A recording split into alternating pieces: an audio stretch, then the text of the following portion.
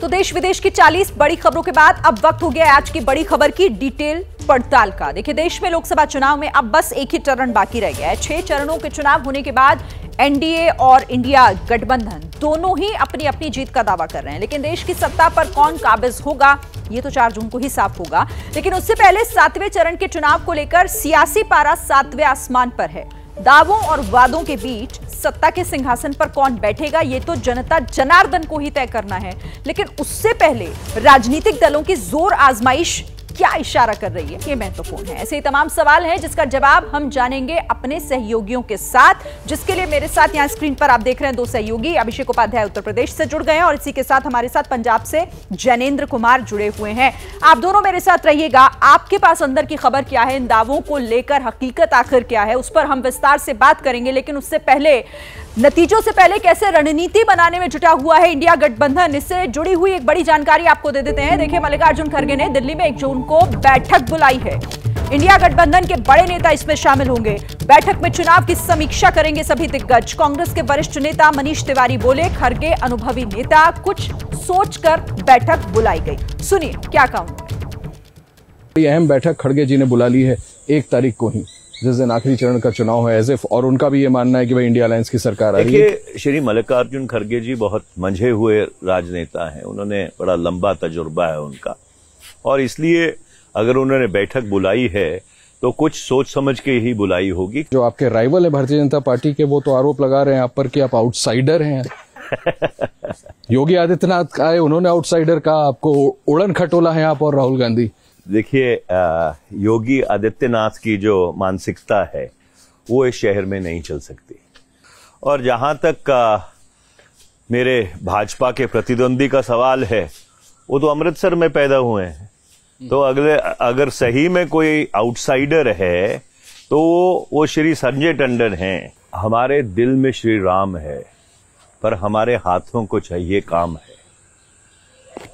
हम श्री राम के पुजारी हैं, हम राम भगवान जी के वोटों के लिए व्यापारी नहीं है। ये कहते थे 400 पार, फिर गृह मंत्री कहने लगे कि हमारी 310 सीट आएगी। वास्तविकता ये है, दक्षिण भारत में भाजपा साफ है और उत्तर भारत में हाफ है।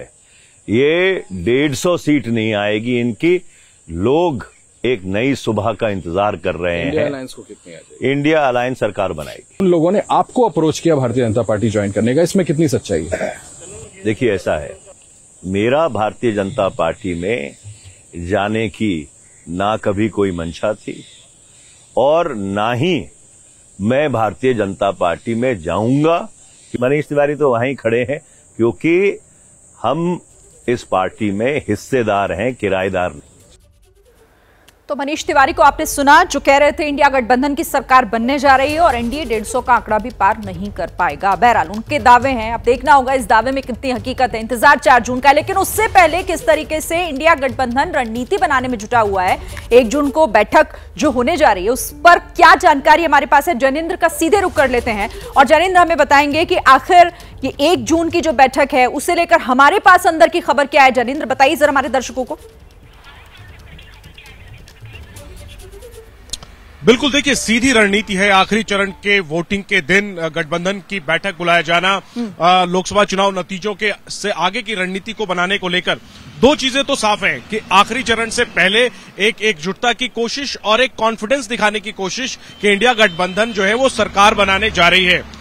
इसके साथ ही जिस तरीके से हमने देखा कि वोटिंग प्रतिशत को लेकर के विपक्षी दल सवाल उठाते रहे, चुनाव आयोग से जवाब मांगते रहे, तो कहीं ना कहीं अब जब 4 जून को काउंटिंग की तारीख है तो उस दिन क्या स्ट्रेटजी रहनी है इसको लेकर के चर्चा होनी है। हमें उच्च सूत्रों से यह भी जानकारी मिली है कि ओवरऑल जो 6 चरण हो चुके हैं, 7वां चरण 1 जून को हो रहा होगा। कुल मिलाकर के चुनाव को लेकर के जो फीडबैक है, समीक्षा है, उसको लेकर उसकी समीक्षा की जाएगी और इंडिया गठबंधन के नेताओं को भरोसा है कि बीजेपी लेड एनडीए जो है वो बहुमत के आंकड़े से पीछे रह जाएगा और इंडिया गठबंधन बहुमत के करीब या बहुमत पार करेगी। तो इसके बाद 4 तारीख को के बाद क्या रणनीति क्या बनेगी, कैसी तस्वीर पर क्या रणनीति रहे, इन तमाम पहलुओं को लेकर के 1 जून को चर्चा होनी है। दिल्ली में यह बैठक होगी मल्लिकार्जुन खड़गे के आवास पर। ठीक है, आप रहिए हमारे साथ जनेंद्र, आपसे आगे भी बात करेंगे। तो ये आगे की रणनीति को लेकर चर्चा की जाएगी और दिल्ली में उनके आवास पर बैठक होनी है। लेकिन एक और बड़ी खबर बता देते हैं। देखिए, 7वां चरण अभी बाकी है और उसे लेकर सियासी पारा बेहद हाई हो गया है। यूपी में बीजेपी के दिग्गज जो इंडिया गठबंधन पर हमलावर हैं, उस पर बरसे हैं। उनके कई बयान ऐसे सामने आए। इंडिया गठबंधन पर अमित शाह ने तीखा हमला भी किया है। बारी बारी 5 साल प्रधानमंत्री बन गए ना, तो वो 5 साल में क्या काम करेंगे मैं बता देता हूं।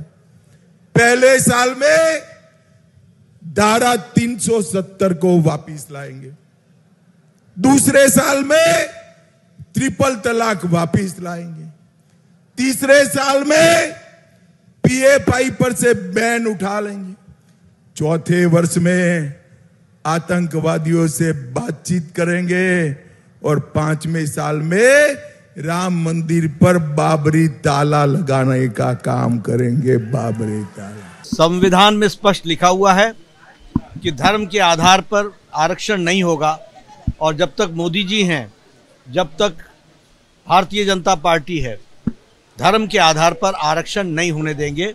और दलित भाई, हमारे आदिवासी भाई, पिछड़ा, अति पिछड़ा, इनके आरक्षण पर किसी को डाका नहीं डालने दिया जाएगा। 4 जून को देख ही लेंगे उनका हाल क्या होगा।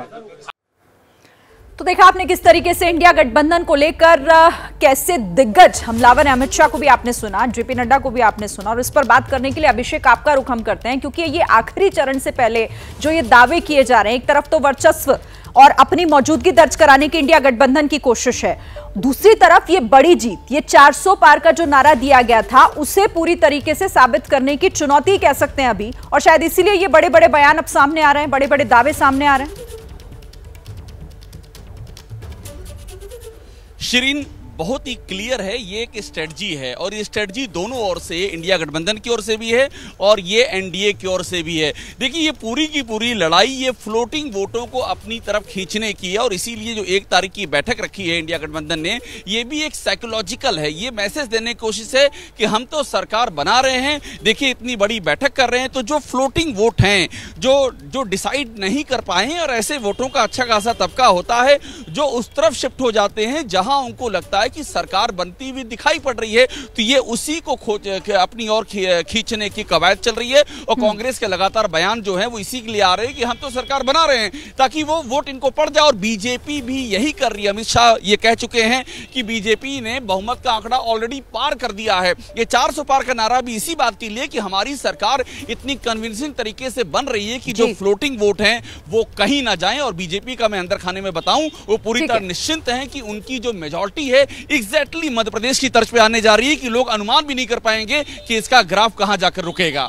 ठीक है, बहुत शुक्रिया आप दोनों का हमारे साथ जुड़ने के लिए और इस बातचीत के लिए भी। तो हमारे रिपोर्टर्स जो अंदर से जो जानकारी निकल कर आती है, ग्राउंड पर हकीकत क्या है, उससे जुड़ी हुई जानकारी आपसे शेयर कर रहे थे। बहरहाल आगे बढ़ते हुए एक और बड़ी खबर आपको बता दें। बिहार में राहुल ने रैली करके बीजेपी पर निशाना साधा। पटना के बख्तियारपुर में राहुल गांधी ने कहा 4 जून को इंडिया गठबंधन की सरकार आ रही, हम अग्निवीर योजना को खत्म करेंगे। बड़ा बयान राहुल गांधी का। नरेंद्र मोदी कुछ भी कहें, 4 जून के बाद इंडिया की सरकार आने वाली है। अग्निवीर योजना को फाड़ के हम कूड़ेदान में फेंकने जा रहे हैं। आर्मी इस योजना को नहीं चाहती है, ये ऊपर से थोपी गई है और हमारा पहला काम अग्निवीर योजना को फाड़ कर कूड़ेदान में फेंकने का होगा।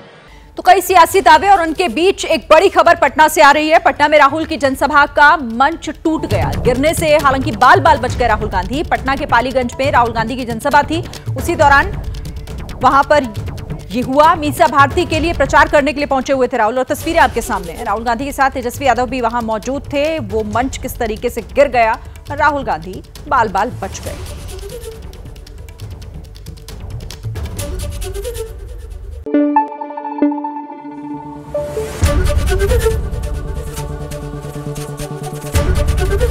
एबीपी न्यूज आपको रखे आगे।